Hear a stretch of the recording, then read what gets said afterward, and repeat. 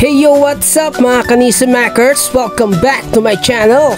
Sa vlog po na ito ay nabigyan tayo ng pagkakataon na maging bouncer kasama ang Team Tarsier. Dito lang naman sa Hydro Manila Music Festival. So come on, let's go!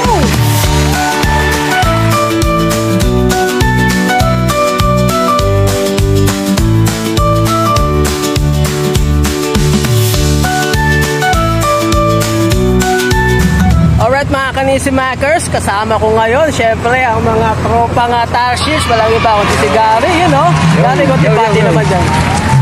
Hello guys! Nandito kami sa Hydro Philippines.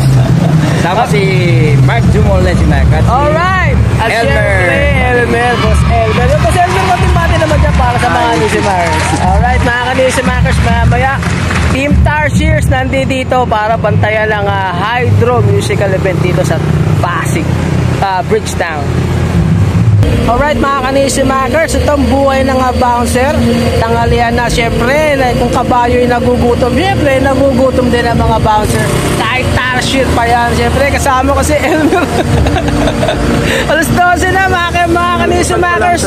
Bili mo alas 12, almusal pa lang namin doon. Bili mo 8:30. Nakaposte na kami rito sa kalsada ng Central Avenue at Bridgetown Boulevard. Bili nyo mga Kanisimakers. But anyway, at least kasama ko ang isa sa mga best buddy ko sa gym na si Elmer, kaya medyo hindi namin na raramdaman yung hirap at init ng panahon Sa mga Kanisimakers, yun na nga, naghihintay kami ngayon ng simula ng concert ng Hydro musical concert ng mga Kanisimakers. Yung mga Kanisimakers, kita nyo naman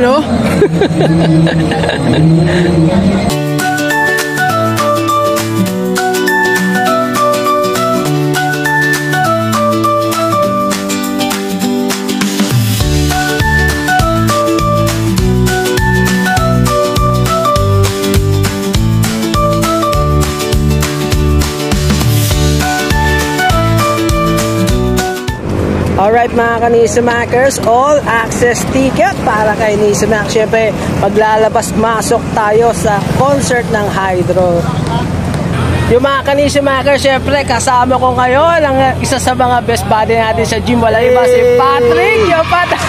Konting bati naman dyan sa mga Kanisimakers. Shoutout sa mga Kanisimakers. More power. Alright mga Kanisimakers, it's at 12:30 PM at syempre nakikita nyo naman sa akin likuran, they are starting to pile up dahil nga po sa concert ng Hydro Music Festival mga Kanisimakers. Ito na, umiinit na, dumadami na po ang mga manunood ng concert na yan.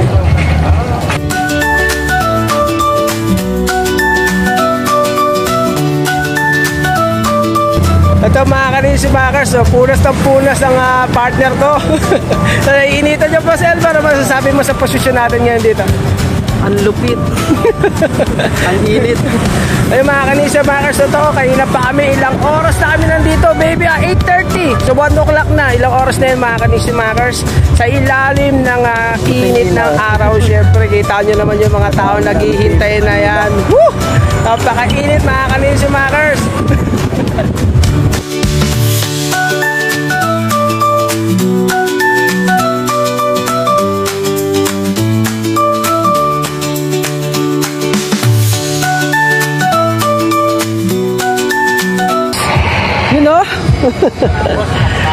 At paano may palawid gutom kami.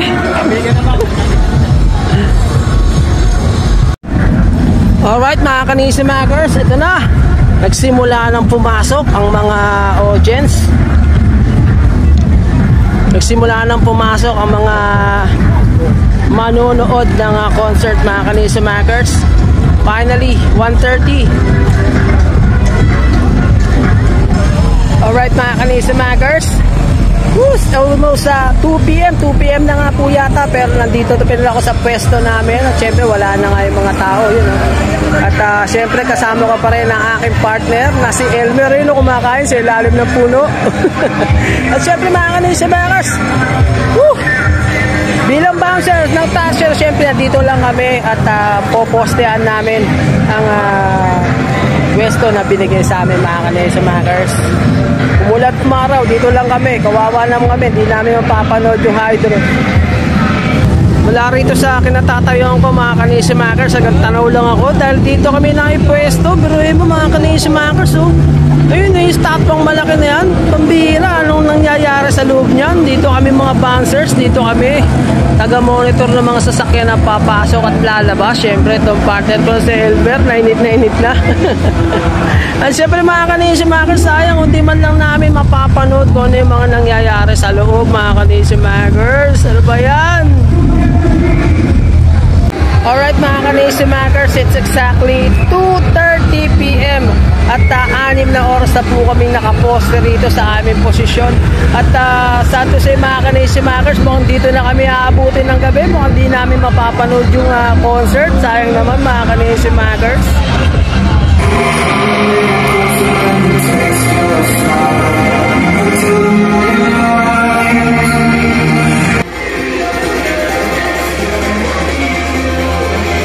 Alright mga Kanisa Makers, yan ang entrance ng SBIP Platinum entrance siyempre, pero pupunta tayo sa backstage mga Kanisa Makers. Alright mga Kanisa Makers, yan nakaantabay ang mga fire truck para magbomba ng tubig mamaya. At siyempre ito ang napakataas na estatwa ng Bridgetown. Alright mga Kanisa Makers, Parang natalo sila. Siyempre meron tayo nasa aisle sa gitna ay hindi mapatalo sa amin.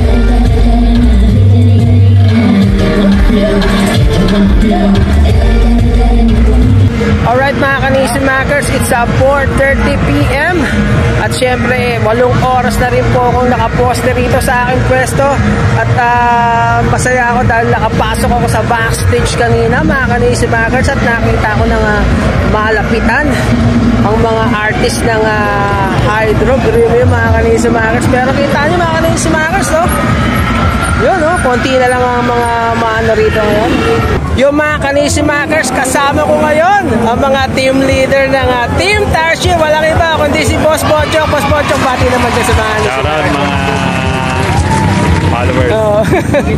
Alright, siyempre dito na si James. So, James pare, team leader namin. So, bati naman dyan, Boss James. Shoutout sa mga Tarsier Voucher. Alright, siyempre shoutout din sa lahat ng mga Team Pitbull. Siyempre, di ba? Si Team Pitbull at Team Tarsier. Mabuhay tayong lahat.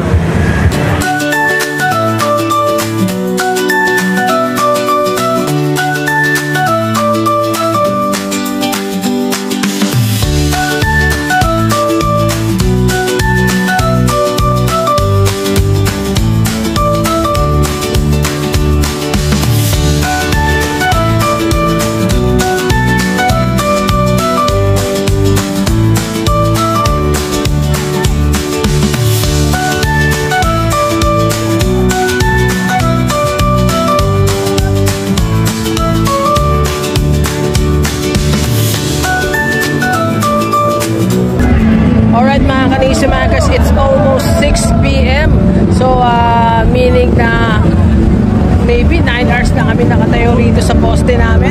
At syempre yun, nakita nyo sa likuran ko, ang dami pa rin pumapasok. Actually, ngayon pa lang umiinit at nagsisimula ang Hydro Manila Music Festival. Kanyang atindihan mga Kanisa Makers. At gaano maraming mga millennials talagang umatin sa ano na yan, sa concert na yan.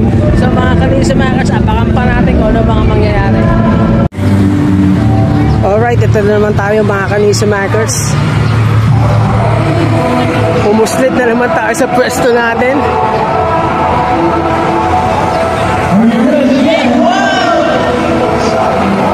Yan ang entrance ng SBIP Platinum. Pero doon tayo sa kabila, sa backstage.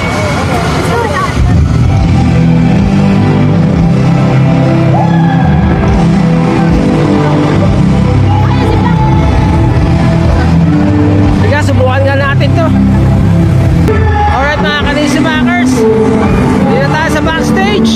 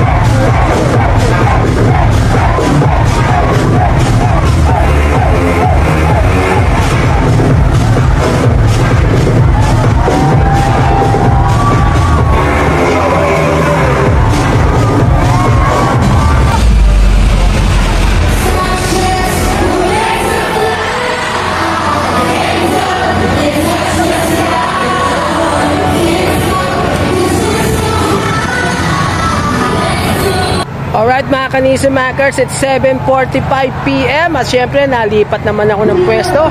Dito naman ako sa parking pero syempre nakakapuslit ako sa loob mga Kanisi Makers at nakakapanood ng konting concert dahil nga medyo maigpit ang team leader namin ngayon. Kaya mga Kanisi Makers, well, napaka-exhausting ang duty namin ngayon. Sobra, biruin mo ilang oras na kami nakatayo rito. At pero enjoy naman mga Kanisi Makers.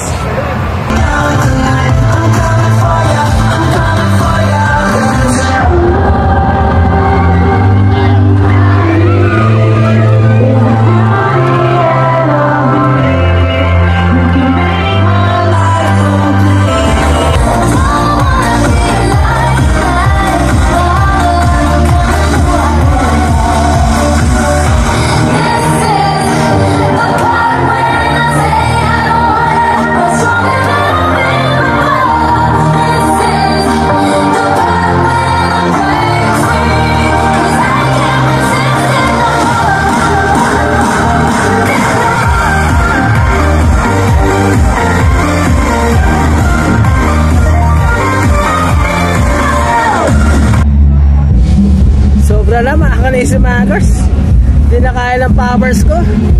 Biruin mo 9:30 PM na, 8:30 pa lang nakatayo na kami. 8:30 ng umaga then 9:30 na ng gabi. Biruin mo mga Kanisi Makers, ngayon lang ako umupo more than 13 hours. Biruin mo 13 hours ako nakatayo mga Kanisi Makers. Talagang challenging duty namin ngayon. Napakahaba duty natin mga Kanisi Makers. Ang sakit na ng pako. Hindi na kaya mga Kanisi Makers. Grabe mga Kanisi Makers, ang sakit ng pako. Parang may pako pero parang wala na. Grabe mga Kanisi Makers. Kung nagsasalita ka lang doon, sabihin nila, ay pagpahingin nyo na kami. Yung mga Kanisi Makers, exhausted na ako. Grabe, hindi ako sanay na tumatayo ng gano'ng katagal. Anyway, mga Kanisi Makers, thank you so much sa inyong panonood sa aking channel, sa lahat po ng mga sumusuporta at patuloy na tumatangkilik ng aking mga videos. Maraming salamat sa inyong lahat. Na-miss ko mag-vlog mga Kanisi Makers, ang matagal din na panahon. At syempre, shoutout ko ang Tarsiers siyempre sa muling pagbibigay sa akin ng pagkakataon na maranasan ko muli ang maging bouncer. At siyempre sa Team Pitbull at sa lahat ng mga kaibigan ko na patuloy na naniwala sa akin kahit alam kong hindi ako sapat para maging bouncer, pinagbigyan pa rin nila ako. So thank you sa inyo mga kaibigan.